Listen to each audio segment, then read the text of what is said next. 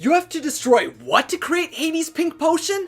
About a year ago, I was just a normal college student, done with my freshman year at UW Eau Claire, waiting in line for Frozen Ever After in EPCOT with my buddy Ben. During our hour-and-a-half wait to experience Arendelle, we came up with Disney theory after Disney theory. It was a truly amazing discussion we could have only had in the most magical place on Earth. Through our discussion, one of the many questions we had, which has been bothering me ever since, was how Hades came to find himself in possession of such a formidable pink potion with the power to turn gods into men.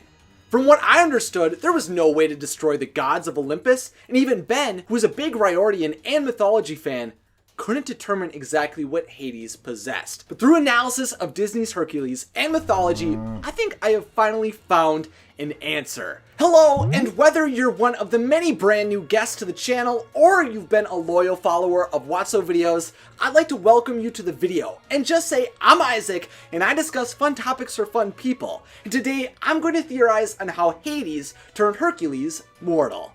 If you'd like to learn more about the Greek gods, I've provided all the links to the movies and the resources I used in the description. And to continue discussing Disney with me, make sure to subscribe and click that notification button. If you haven't seen Hercules in a while, here's a quick recap of what this pink potion is. When Hades, the god of the underworld, learns from the fates his plan to dominate the cosmos are threatened by Hercules, the newborn son of the leader of the Olympic god Zeus, Hades then travels to a dark skeleton-filled room within the underworld and obtains a pink liquid while claiming the only way to kill a god is to turn them mortal. How do you kill a god? You can't. They're immortal? Bingo! They're immortal! So, first you gotta turn the little sunspot mortal. Now, I'd say there are two really important ideas we know about Hades' concoction from our short time with it. For one, the potion really works. When Hades' minions Pain and Panic travel to Olympus, steal Hercules, and begin to feed the liquid to the young god, they watch as the potion slowly begins to turn the infant mortal. Look at that! Changing. Hades has a liquid that can result in mortality falling upon gods. That's an extremely powerful weapon he should definitely be using more, right? If he had something like this the entire time, why wouldn't he leverage it against the gods he seeks to destroy, like Zeus? Well, the potion only works if an individual consumes an entire vial prepared for them. Can we do it now? No. He has to drink the whole potion. Every last drop. To turn any of the Olympic gods into mortals, Hades would have to convince ancient cosmic entities to consume this foreign liquid, which would not only reduce their power as they drank, but also fade their godlike status, thereby dimming the glow of their bodies. No grown god would subject themselves long enough to Hades' brew to actually become a mortal. Which is especially true since you have to drink the entire bottle for the potion to work, and the gods would probably require larger quantities of the drink compared to the young Hercules, since each drop seems to only strip away a certain portion of a god's power. And Zeus is much more powerful than his baby son. But even if Hades could somehow force gods to drink the potion, I don't know if there is even enough for everyone in Olympus, or even one fully grown god. Which brings me on to my second point. Hades doesn't have much pink potion available. Maybe to create the colorful liquid, there is a long brewing time or rare materials difficult to possess, or a combination of the two. But regardless, at the time of Hercules, for some reason, Hades doesn't possess much of his mortality beverage. So we need to find something amongst Greek mythology which can strip an Olympic god of their power and is in short supply. But what can even destroy a god? To be honest, I always thought it was impossible to actually kill a god in mythology, and if you thought so too, let me know by commenting impossible in the comment section. But it turns out there are some instances of cosmic entities losing their power. During the uprising against the original supreme deity of the cosmos, Ouranos, the entity Gaia provided her Titan son Kronos with an adamant sickle. Using this sickle, Kronos dismembered Ouranos, stripping him of most of his powers, and without the strength he once had, Kronos rose as the supreme god of the Greek pantheon.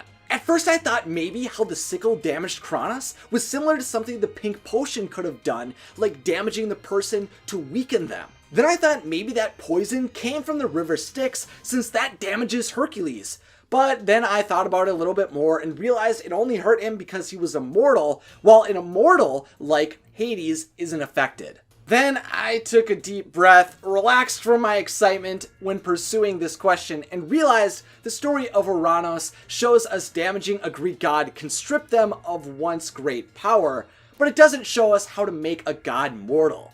To learn an example of that, we would need to look at another story. There has really only been one tale on the death of a god, and that is the story of Pan, the god of nature, the wild, and the shepherds. Although there is some debate of the validity of his death, it is said, when man ceased to worship nature, the naiads, the spirits, and the wild, the elements of existence related to Pan, and instead transitioned to worshipping the newly born Jesus Christ. Because his purpose was being unacknowledged, Pan died. In this story, we learn God's mortality is tied to the praise of their followers. Without believers, the gods cease to exist. So could that be what the potion is doing? No, I don't think so. Although the story does show us an example of a Greek god possessing a mortal life. When Hades used the pink substance on Hercules, the young god was still an infant, who probably didn't have any followers, so a mixture that only deteriorated that connection doesn't seem like it would be very effective at destroying his godhood. So what then could have created the pink liquid? I think the answer lies within the collection of poems titled Fasti by Ovid, published in 8 AD. In Fasti, Ovid discusses the Titanomachy, the war against the dreaded Titans and the gods of Olympus. And everywhere gigantic brutes called Titans ran amok. During the war, the Titans learn of the fate's prediction, which states, whoever feeds the monstrous Ophiutarus, a half-bull, half-serpent monster of Gaia, to consuming flames, will be destined to defeat the eternal gods. Fasti does not describe what the sacrifice would entail for an entity who burns the creature, but perhaps if the gods are destined to fall at the hands of those who burn the Ophiutarus, maybe it's because it creates a poison capable of stripping the gods of their powers. Maybe the sacrifice of the Ophiutarus is just what we have been looking for to fabricate Hades' pink potion. But this doesn't just seem like the perfect explanation for the potion because it was said to cause the defeat of the gods. The sacrifice also seems to be ideal because the Ophiutarus is an extremely rare creature, meaning there is a limited ability to sacrifice this creature and there would be a limited supply of pink potion like what Hades possesses in the film. The vial Hades gives to Hercules, I believe, was created from the only known Ophiutarus in Greek mythology. During the War of the Titans and Gods, this beast was imprisoned by the Roaring Styx, an ally of Zeus, in an attempt to protect it from being used as a weapon against the gods, until the god Aegeon, ally to the Titan cause, slayed the beast with an adamant axe. The treacherous god was prepared to feed the carcass to the flames to bring the destruction of the gods until Zeus commands an eagle to grab the remains of the Ophiutarus to bring them to him. Now, the mythology never depicts what Zeus did with the Ophiutarus, but maybe he attempted to lock them away by bestowing them to one of his brothers, who lived far away from any living man or god. Perhaps Zeus hoped to protect his kingdom by granting the remains to Hades.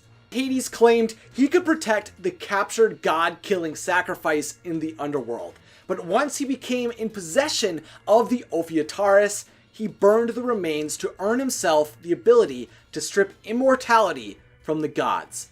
Unfortunately for him though, he only had a small amount.